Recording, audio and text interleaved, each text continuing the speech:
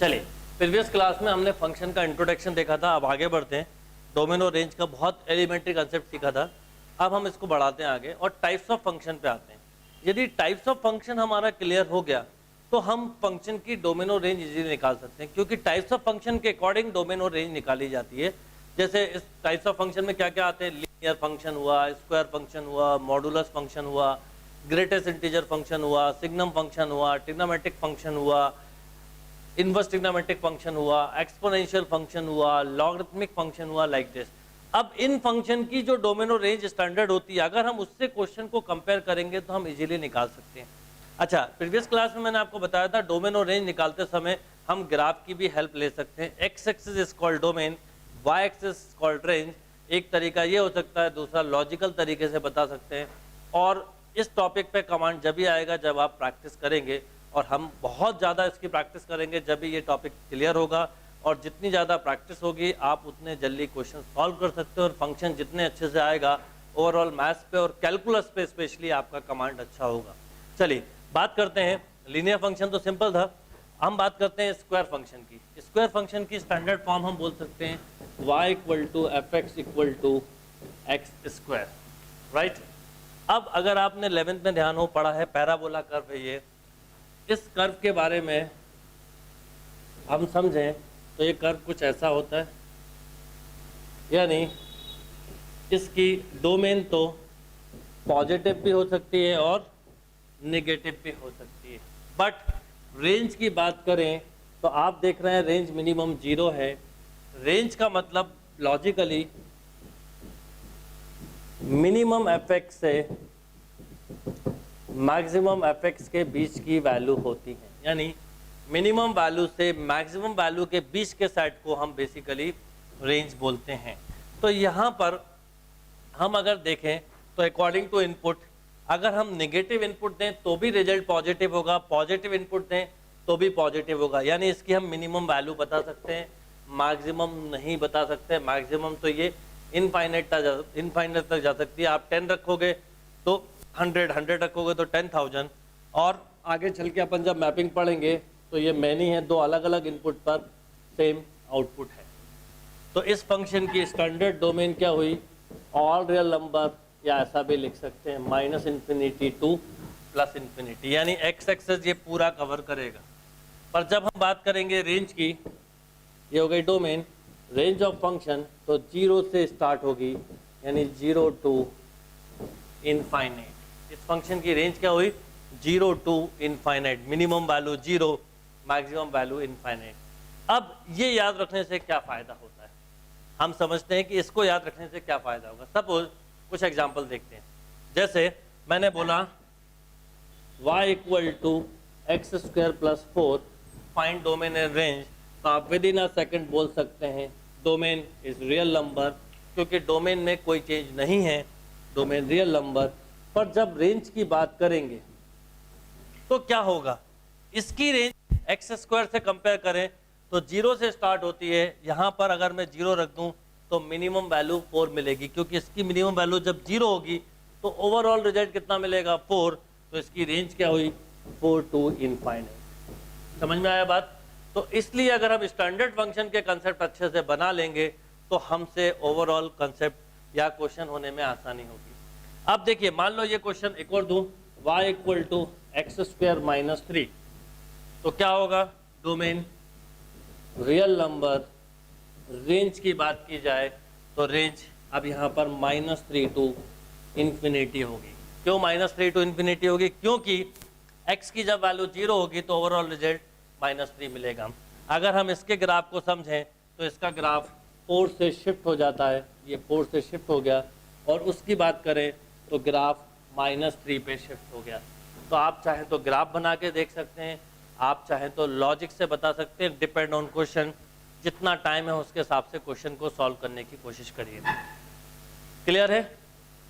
अब अभी जैसे हमने क्वेश्चन डिस्कस किया है, कई बार x के आगे स्क्वायर के आगे नेगेटिव भी आ सकता है। मान लो कर्व ऐसा हो y = fx = -x², तो क्या चेंज होगा? देखिए -x² हुआ तो ग्राफ 180 से रोटेट हो जाएगा, मतलब अब ग्राफ ये हो गया। अब आप समझो, जब आप 0 रखोगे तो बड़ी वैल्यू होगी, क्योंकि 2 रखोगे तो -4, तो 0 इसकी सबसे बड़ी वैल्यू हुई, नेगेटिव में छोटा होता जाएगा, इसलिए ग्राफ शिफ्ट हो गया, वर्टिकली डाउनवर्ड हो गया। यानी इस फंक्शन की डोमेन हुई रियल नंबर, पर जब बात करेंगे रेंज की तो -∞ टू 0। क्लियर है बात? तो अगर निगेटिव आगे है तो -∞ टू 0, पॉजिटिव है तो 0 टू इन्फिनिटी, ये रेंज में चेंज होगा। अब ये दो कर्व को अगर आपने कंसेप्चुअली समझ लिया तो आप फायदा क्या होगा वो बताता हूँ, कि आपको जब भी कोई क्वेश्चन आएगा तो कैसे सॉल्व करोगे उसकी प्रैक्टिस अब हम करते हैं, क्योंकि ये एक स्क्वायर फंक्शन है, इस पे बनने वाले क्वेश्चंस को कैसे सॉल्व करते हैं वो समझाता हूँ। ठीक है, नोट करिए। अब सपोज आपको क्वेश्चन आया y = x² -9, आप इमीडिएटली बता देंगे domain real number, range -9 to infinity. Suppose आपको क्वेश्चन आया y = 4 - x², क्या होगा?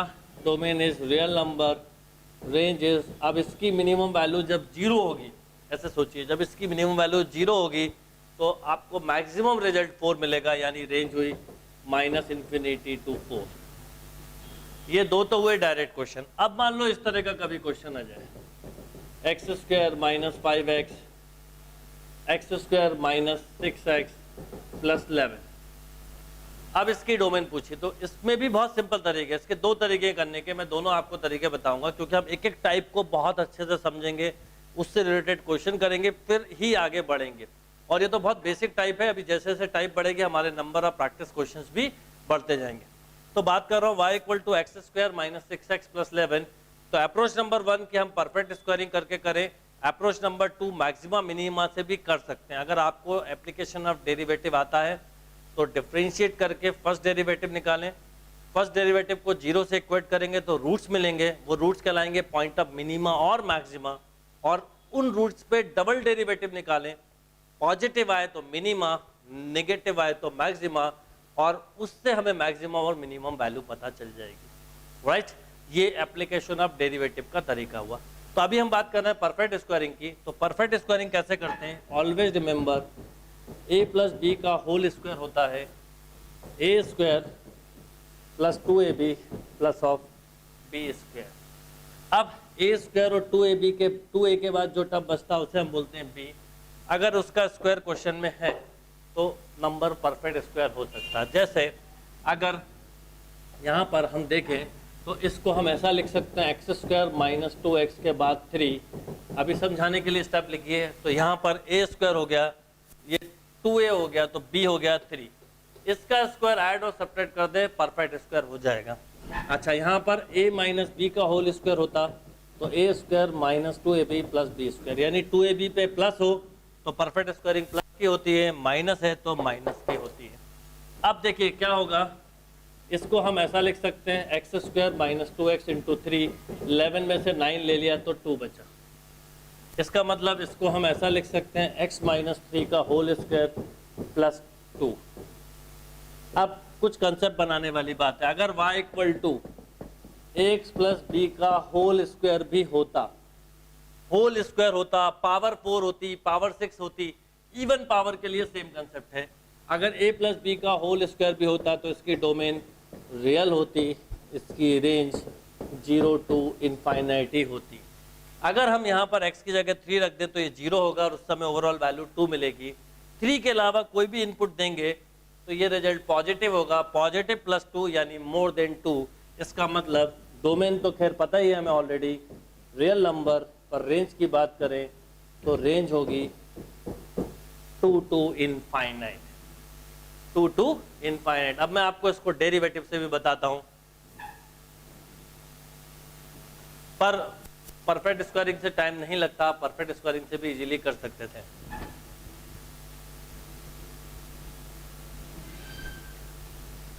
अब सपोज इसी क्वेश्चन को मुझे डेरिवेटिव से करना होता तो क्या करता, ये क्वेश्चन था बहुत ही सिंपल तरीका, उससे भी dy/dx निकाला, 2x - 6 इसको 0 से इक्वेट कर दीजिए फॉर मैक्सिमम मिनिमा। अभी पढ़ा नहीं रहा हूँ मैं आपको, तो बस आइडिया दे रहा हूँ।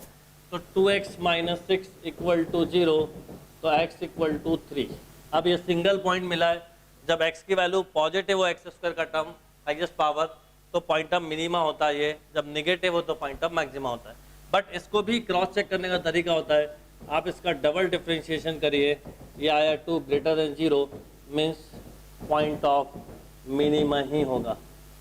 अब मिनिमम वैल्यू बतानी है, तो minimum value at x equal to 3 पे यहाँ रख दीजिए 3, तो देखिए क्या होगा 9 माइनस 18 प्लस 11, ये हुआ 20 माइनस 8, दिस इज 2, यानी मिनिमम वैल्यू हुई 2, मैक्सिमम इनफाइनाइट जो यहाँ लिखा हुआ है, तो range of this function is 2 to infinite. इसमें आप डायरेक्ट वैल्यू बता देते हैं, इसमें पहले वो पॉइंट निकालते हैं जिस पर मिनिमम मिलता है और फिर उस पर वैल्यू। वैसे भी देखिए यहाँ पर 3 मिला, यहाँ पर भी मैंने बोला था आपको 3 रखने पे 2 मिलेगा।